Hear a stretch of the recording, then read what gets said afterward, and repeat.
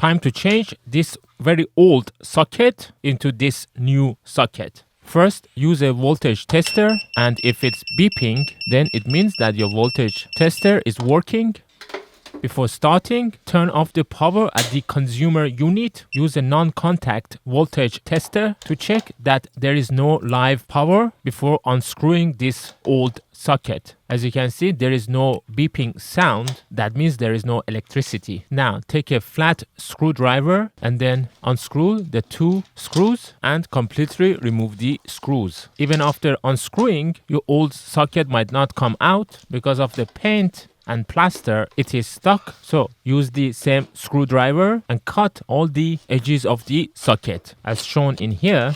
Once you have cut all the edges, then insert the screwdriver into one side and then pull it up to detach the socket. And now you should be able to easily pull out the socket. And from the top of the socket, you could see a few screws with a smaller head. So use a smaller flat screwdriver and start unscrewing the 3 screws for live, neutral, and earth, and then pull out the socket and it should come out easily. At the back of the old socket, check the letters such as L, N, and E. So you could see the red wire was inside L, which stands for live, and the black wire was inside N, which stands for neutral, and the green wire was inside E, which stands for earth. This is old UK wiring colors, which is pre-2004 system. In the new system, brown wire is the live, blue wire is the neutral, and the green or yellow wire is for earth. This is the new socket. At the back of the new socket, you could see 2 screws. Make sure to take them out.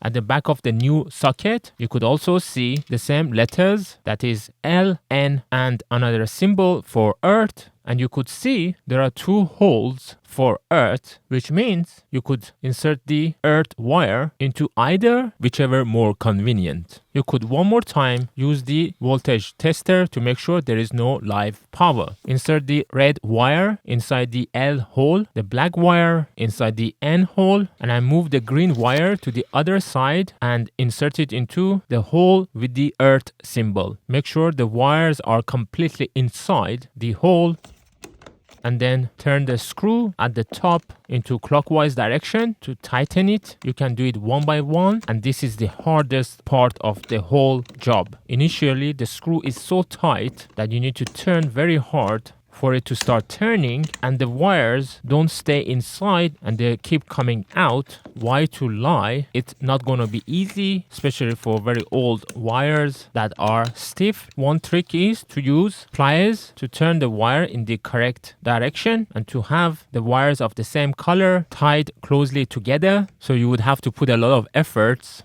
twisting and turning the wires using your hand and the pliers until you get the wires of the same color as close to each other. Another trick is to use a large flat screwdriver and push the wires together from the back into the hole so that the wires are completely inside the hole. That's very important. Otherwise, you would be wasting your time tightening the screw. Another important thing is if the wire comes out while tightening, make sure unscrew so that the screw would not block the hole. And once the wire is in, then start tightening the screw again. You might have to keep trying until all the wires are securely held inside these holes or terminals. Now the hard part is finished and it's time to push in the socket into the wall.